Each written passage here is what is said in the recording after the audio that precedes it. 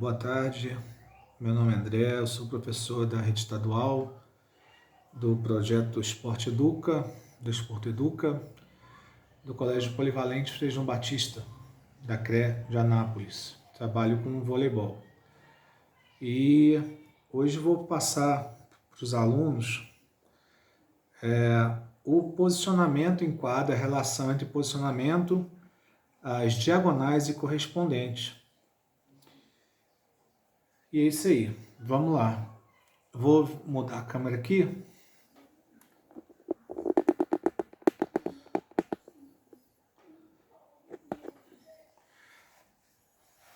Bom, nós temos aqui na prancheta o modelo de uma quadra de voleibol em que nós temos as posições em quadra. Então, cada meia quadra dessa, né?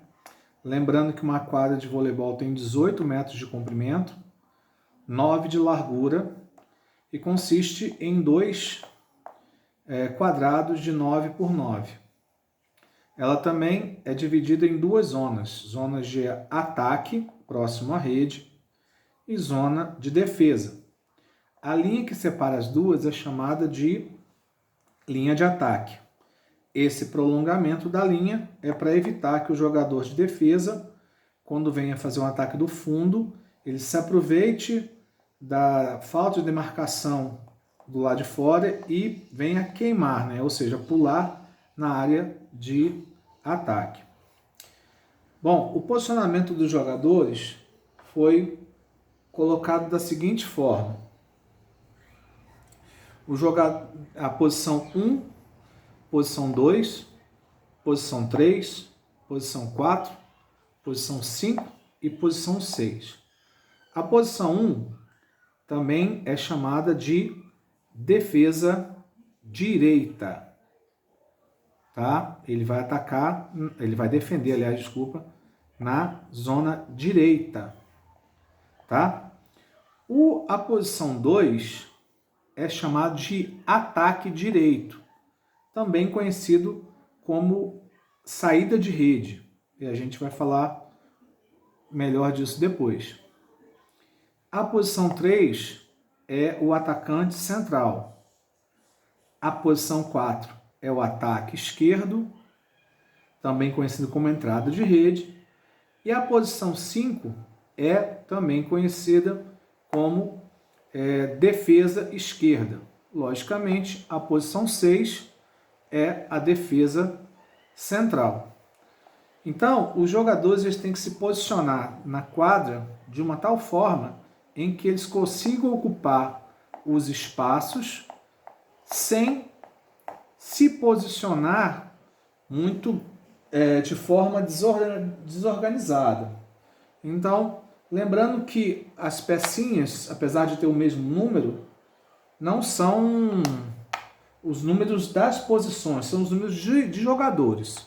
Então, para poder melhorar isso aqui, vamos colocar o jogador 6 na posição 1, o jogador 4 na posição 2, o jogador 2 na posição 3, o jogador 3 na posição 4, o jogador 5 na posição 5 e o jogador 1 na posição 1. Então, eles têm que se posicionar dentro de quadra de uma tal forma em que eles consigam deixar poucos espaços. Então, nós temos esses jogadores dispostos na quadra. Para poder ficar mais didático, eu vou usar outra prancheta, né? Para não confundir muito os números das posições. Então, eu tenho também uma outra prancheta aqui, o jogador 5 na posição 1, o jogador 4 na posição 2, o jogador 9 na posição 3, o jogador 10 na posição 6, o jogador 2 na posição 4 e o jogador 7 na posição 5. Lembrando que o posicionamento ele é sempre feito no sentido anti-horário.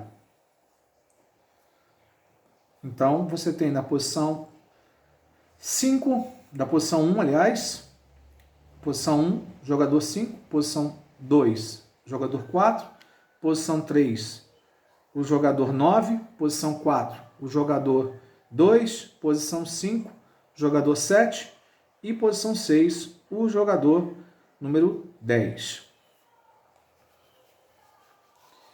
Uma coisa que a gente tem que deixar claro para os nossos alunos aí, para os meus alunos que vão assistir esse vídeo também, são as diagonais e correspondentes. Toda vez que a gente fala de correspondente, a gente tem que pensar em correspondente à frente e do lado. Então, no caso aqui, o jogador número 5, ele é correspondente, ele é o jogador de defesa direita, ele é correspondente do ataque direito. O jogador 10, ele é correspondente ao jogador de número 9. Então, ele é o defesa central e o ataque central. O jogador de número 7, ele é defesa esquerda e o posição 2 é o ataque esquerdo. Então, isso quer dizer o quê?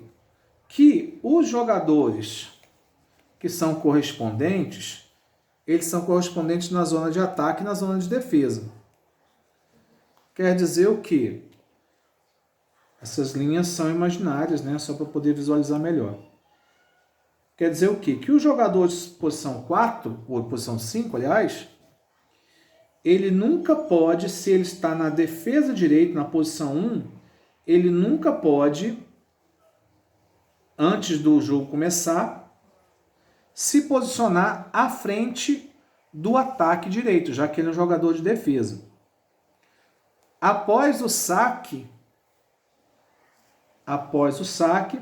se esse jogador for o levantador, ele pode se deslocar para qualquer lugar da quadra, como também os outros.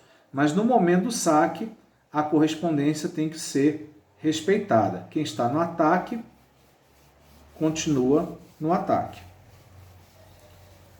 E quem está na defesa, continua na zona de defesa. Ok?